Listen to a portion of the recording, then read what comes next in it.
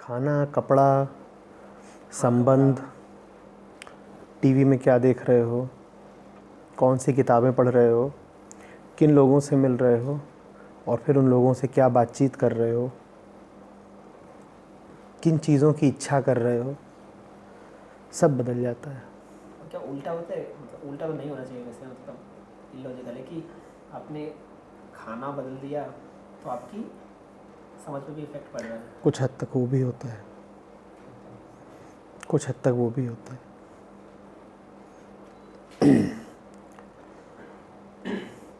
पर ये जो पहली प्रक्रिया है ये ज़्यादा ताकतवर है। समझ बदलने से आचरण बदले, ये बात ज़्यादा सहज है, ज़्यादा सीधी है। आचरण बदल के अगर तुम बोध जागृत करना चाहते हो तो वो चीज़ ज़रा टेढ़ी है, फिर वो एक चाल है, वो एक युक्ति है, उसमें सीमित लाभ होगा। लेकिन जो लोग ऐसे हों कि उन्हें कुछ, तो फिर उनके लिए कई बार यही उचित रहता है कि उनको एक नियम, अनुशासन, चर्या थमा दी जाए कि तुम इस तरीके से खाओ, पहनो, ओढ़ो, उठो, बैठो, जगो, सो, और तुम ऐसे चलोगे तो तुमको लाभ हो जाएगा, तुम्हारी चेतना ज़रा प्रकाशित हो जाएगी।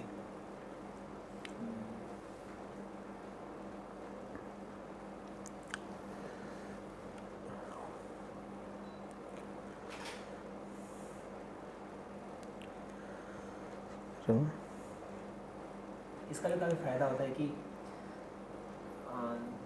आपने जैसे घर में जो पूजा घर, जैसे पहले जो मैं घर रहता था, अब तो ठीक किराए में रहता हूँ, घर में एक अलग जगह होती है पूजा के लिए।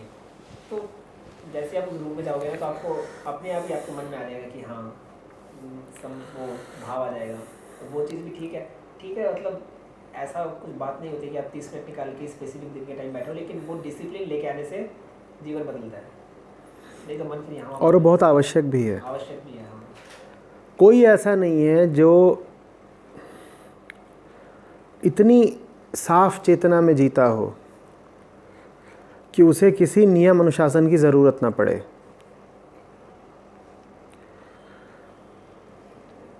नियम बांधने पड़ते हैं, अपने आप को एक आचरण संहिता देनी पड़ती है, उससे फिर मन में स्पष्टता आती है।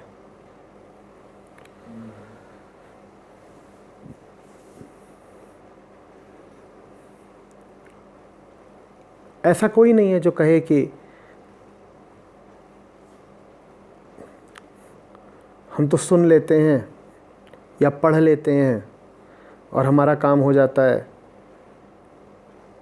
हमें तो किसी तरह का यम नियम बताओ ही मत। शरीर के तल पर कुछ बातों का ख्याल रखना पड़ता है। जब तुम कहते हो कि पूजा घर में तुम प्रवेश करते हो तो ये शरीर की ही बात कर रहे हो ना, शरीर प्रवेश करता है। तो इसी तरीके से कैसे उठना बैठना है, क्या मान मर्यादा रखनी है, इन सब बातों का ख्याल रखना होता है। नहीं रखो तो फिर मन को संयमित रखने में दिक्कत आती है। मन तो तब देता है कि जैसे आपके सामने ही बैठे हैं, तो लाठी मार के बैठो, कैसे बैठो, मन तो बोलेगा हाँ, बात तो समझ की है, लेकिन जैसे ही थोड़ा इधर उधर हुआ तो मन हाँ, बस फिर समझ नहीं पाएगा अच्छे से लाठी मार के बैठो, ध्यान जल्दी लगता है।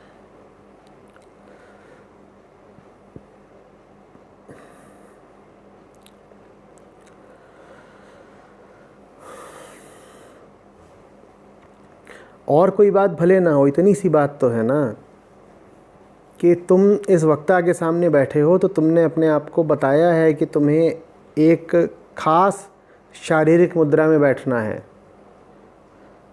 और तुमको इधर उधर हिलना डुलना नहीं है, अपना ध्यान भटकने नहीं देना है। ये बताकर अपने आप को तुम मन को क्या संदेश भेज रहे हो? तुम मन को संदेश दे रहे हो कि अभी यहाँ जो हो रहा है वो महत्वपूर्ण है, महत्वपूर्ण है और इस मौके पर मैं अपने आप को ढीला नहीं छोड़ सकता। तो बात ये नहीं है कि तुम पालथी मार के बैठे हो तो उससे ध्यान आसानी से लग जाएगा। बात ये है कि तुमने किसी चीज़ का अनुशासन बांधा ना, वो अनुशासन बांध करके तुम अपने आप को जता रहे हो कि अभी जो हो रहा है वो कीमती है, और जब जो हो रहा है वो कीमती है तो फिर तुम सुन पाओगे, तुम्हारे कान खुलेंगे। अगर तुम अपने आप को ये बताओ ही नहीं कि जो चीज़ है वो मूल्यवान है, तो तुम्हारे कान ही नहीं खुलते, तुम्हारी लिसनिंग ही नहीं खुलती। फिर कोई कुछ बोलता रहे तुम उसे ग्रहण नहीं करते। तो आवश्यक नहीं है कि इस अनुशासन का कोई वैज्ञानिक आधार हो। वैज्ञानिक आधार हो ना हो, मनोवैज्ञानिक आधार जरूर है। भाई, आपसे उदाहरण के लिए कहा जा सकता है कि आप किसी पूजा स्थल में जाएं तो सर पर कुछ बांध कर जाएं, नंगे सर ना जाएं। अब ऐसा नहीं है कि आप सर पर कुछ बांध कर जाएंगे तो उससे किसी विशेष प्रकार की ऊर्जा आपको मिल जाएगी या कि ऊपर से कोई प्रसाद बरसेगा जिसको ग्रहण करने में आपको आसानी होगी। नहीं, कोई नहीं। वैज्ञानिक दृष्टि से इस बात का कोई महत्व नहीं है कि आपने सर पर कुछ बांध लिया, पर मनोवैज्ञानिक दृष्टि से महत्व है। क्यों? क्योंकि सर पर कुछ बांध करके आपने अपने आप को ये संदेश दिया कि मुझे इस जगह के अनुशासन का पालन करना है, मैं जहाँ जा रहा हूँ वो खास जगह है। खास ना होती तो मैं सर पे कपड़ा क्यों बांधता? क्योंकि हर जगह तो हम सर पे कपड़ा बांधते नहीं ना। उस जगह में कोई खास बात है तभी तुम्हें सर पे कपड़ा बांधना हो। जैसे ही तुमने ये माना, स्वीकार किया कि वो जगह खास है, वैसे ही उस जगह पर जो कुछ है वो तुम्हें मिलना उपलब्ध हो जाता है, क्योंकि अब तुम खुल गए। तुम्हारी रिसेप्टिविटी, तुम्हारी ग्राह्यता की बात है। समझ रहे हो ना? तो कई दफ़े लोग कहते हैं कि फलाना मंदिर है, उसमें ये परंपरा क्यों है, या यही बात क्यों है। उदाहरण के लिए कि आप गुरु के सामने बैठे हैं तो गुरु ज़रा एक ऊंचे आसन पर बैठा है और आप थोड़ा नीचे बैठे हैं। इस बात का कोई वैज्ञानिक आधार नहीं है। वैज्ञानिक दृष्टि से देखें तो मैं जो बोल रहा हूँ वो ध्वनि तरंगें आप तक एक समान ही पहुँचेंगी, आप चाहे नीचे बैठे हो थोड़ा ऊपर बैठे हो। फ़र्क पड़ेगा भी तो इतना कम पड़ेगा कि उससे कुछ तय नहीं होने वाला।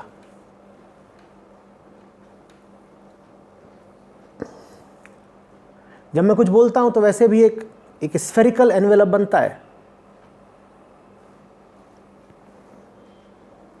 आप यहां बैठे हो, आप यहां बैठे हो, आप यहां बैठे हो, जो चीज़ है वो रेडियली आउटवर्ड्स जा रही है, तो ऐसे भी जा रही है, ऐसे भी जा रही है, ऐसे भी जा रही है, ऐसे भी जा रही है। तो सुनाई बराबर का देगा। तुम चाहे यहां बैठे हो, चाहे यहां बैठे हो, चाहे यहां बैठे हो। आप एक सर्किल बना दीजिए, एक स्फीयर बना दीजिए,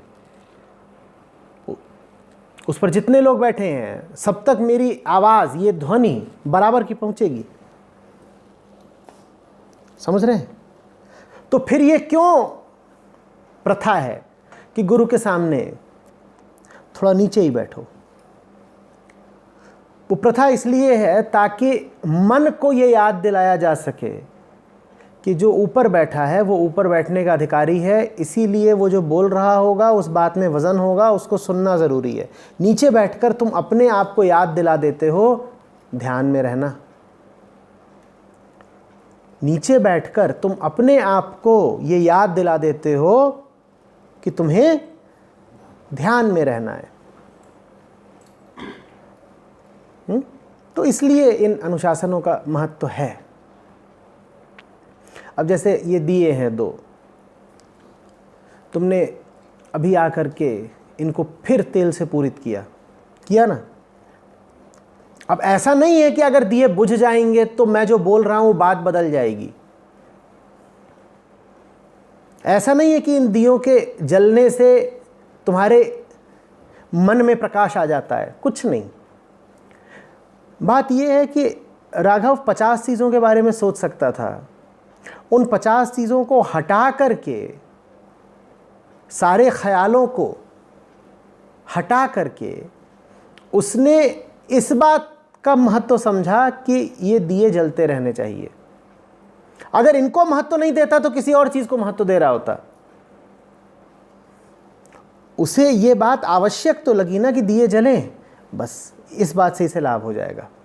कोई और वो भूल भी सकता है कि दियों को जलना है, वो क्यों भूलेगा कि दियों को जलना है। अब राघव है, केशव है, मान लो केशव को याद ही नहीं है कि ये दोनों दिए जलने चाहिए, इसका क्या अर्थ है? मन खाली तो कभी होता नहीं। मन को अगर ये नहीं याद है कि दियों का जलना आवश्यक है तो मन कुछ और याद कर रहा है, मन किन्हीं और बातों से भरा हुआ है। दियों की ओर आपका ध्यान है, उससे यह साबित हो गया कि आपके मन में दूसरी चीजें नहीं घूम रही हैं, अन्यथा दियों कोई महत्व नहीं है। बात समझ रहे हो? दियों का महत्व तो इस बात में निहित है कि अगर तुमने दिए की ओर ध्यान दिया तो बाकी चीजों की ओर ध्यान नहीं दिया, बाकी चीजों से ध्यान वापस खींच लिया, तो इसलिए आवश्यक है।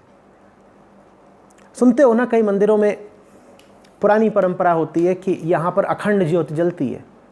वो अखंड ज्योति क्या होती है कि वहां दिया है जो कभी बुझता नहीं। मतलब कि एक आदमी, 2 आदमी या शायद 10 आदमियों का एक समूह निरंतर इस बात को ध्यान में रखे हुए है कि ये प्रकाश बुझे ना, ये ज्योति मिटे ना। किसी एक चीज के प्रति वो केंद्रित हो गए ना, तो महत्व तो इस बात का है। लोग भी करते हैं कि हमने सप्ताह भर की या 11 दिन की या 15 दिन की अखंड ज्योति रखी है, और बड़ा ध्यान रखा जाता है। जिस घर में वो अखंड ज्योति जलती है उस घर के सारे सदस्य कभी एक साथ नहीं सोते, एक ना एक जगता रहता है निगाह रखने के लिए कि बुझ न जाए दिया। निगाह रखने की प्रक्रिया क्या बता रही है कि तुम्हें कुछ मिला जो बहुत कीमती है। तुम कह रहे हो मेरी नींद से ज्यादा कीमती है इस दिए का जलना। दिए का जलना कीमती नहीं है। कीमती ये बात है कि तुम्हें समझ में आया कि तुम्हारी नींद से ज्यादा कीमती भी कुछ होता है। इस बात को समझना। आमतौर पे तुम्हारे लिए सबसे ज्यादा क्या कीमती रहती है? नींद ही तो कीमती है। नींद माने शारीरिक वृत्ति।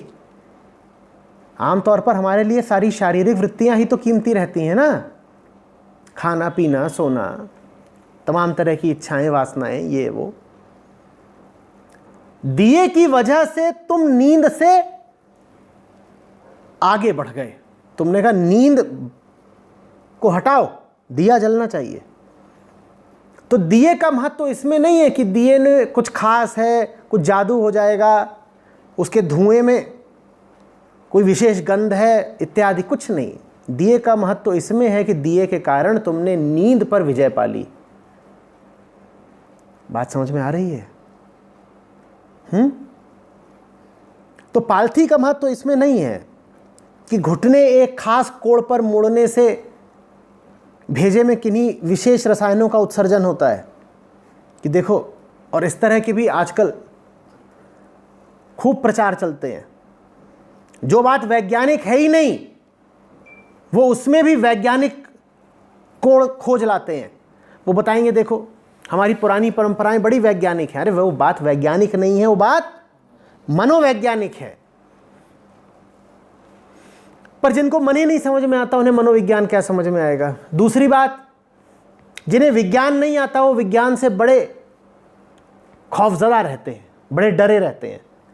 जिन्हें विज्ञान का कुछ पता नहीं होता, जिन्होंने विज्ञान नहीं पढ़ा होता, उनके लिए विज्ञान एक भूतिया शब्द होता है। उन्हें ये बड़ी हीन भावना रहती है कि हम विज्ञान के क्षेत्र में अनपढ़ हैं, तो बात बात पर जाहिर करना चाहते हैं कि जैसे वो भी वैज्ञानिक तरीके पे ही चलते हैं। तो जो बात विज्ञान से संबंध नहीं भी रखती वो उसमें विज्ञान को घुसेड़ देंगे।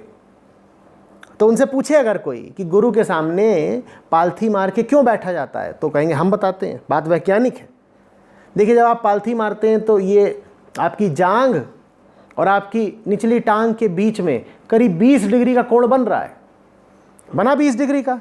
अभी जो 20 का आंकड़ा है ये बहुत महत्वपूर्ण है।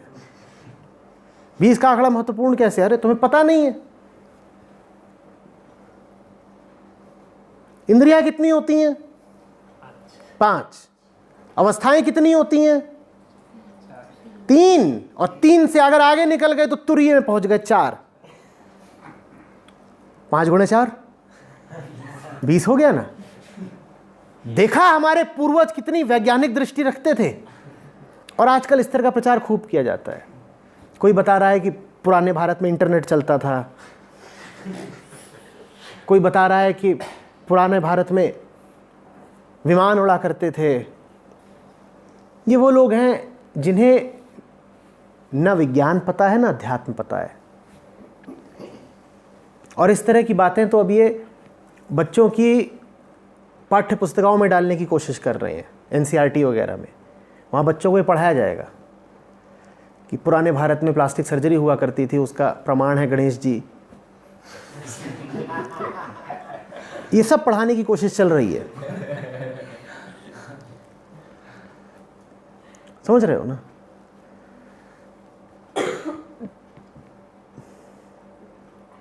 कुछ नहीं, बात सांकेतिक है, बात जरूरी है, पर इसलिए नहीं कि इसका कोई वैज्ञानिक आधार है।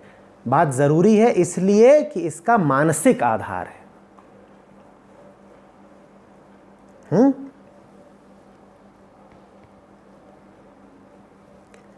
ये भी तो हो सकता है कि मैं कह दूं हाँ घूमते फिरते मेरी बात सुन लो, या कि ऐसे क्यों बैठे हो, come on we are all buddies, आओ मेरी पीठ पे एक हाथ मारो। एक आए वो ऐसे गले में बाजू डाल दे, बोल बता यार क्या बताएगा आज। ऐसा भी तो कर सकते हो। ये प्रसन्न आए में चिकोटी काटे, बोले न्यू पिंच।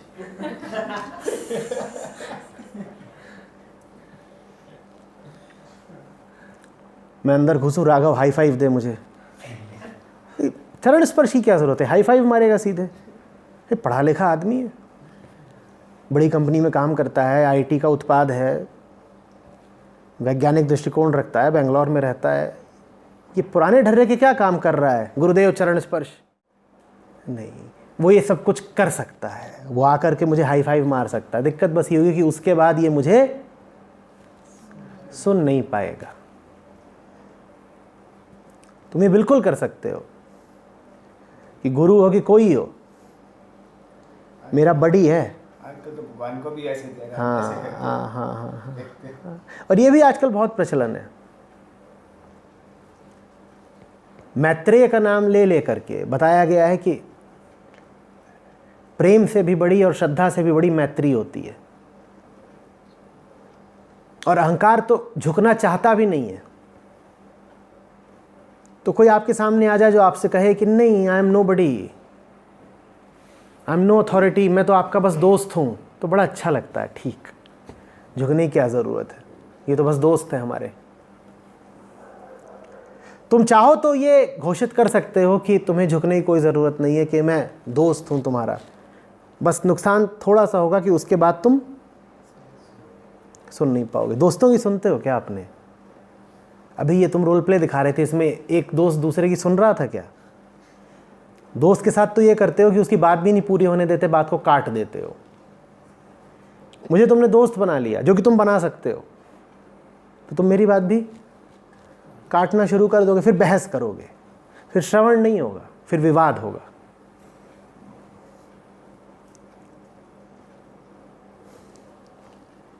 संवाद बढ़िया बात है, लेकिन जब श्रद्धा नहीं होती तो संवाद विवाद बन जाता है।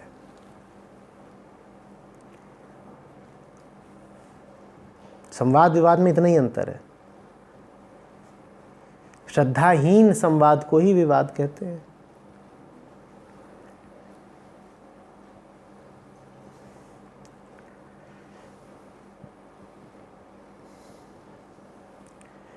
आचार्य जी, एक कथा में ये बोला था कि जैसे रामायण के अंदर बोला था कि पुष्पक विमान से आकाश मार्ग से रावण सीता को हर कर ले गया था, तो बोले कि उस टाइम में भी ज्ञान और विज्ञान दोनों थे, तो क्या ये वैज्ञानिक था फिर उस टाइम भी? तो बोले कि उस टाइम भी तो विमान चलते थे, पुष्पक विमान से उस टाइम भी रावण सीता को हर कर ले गए और वो भी आकाश मार्ग से।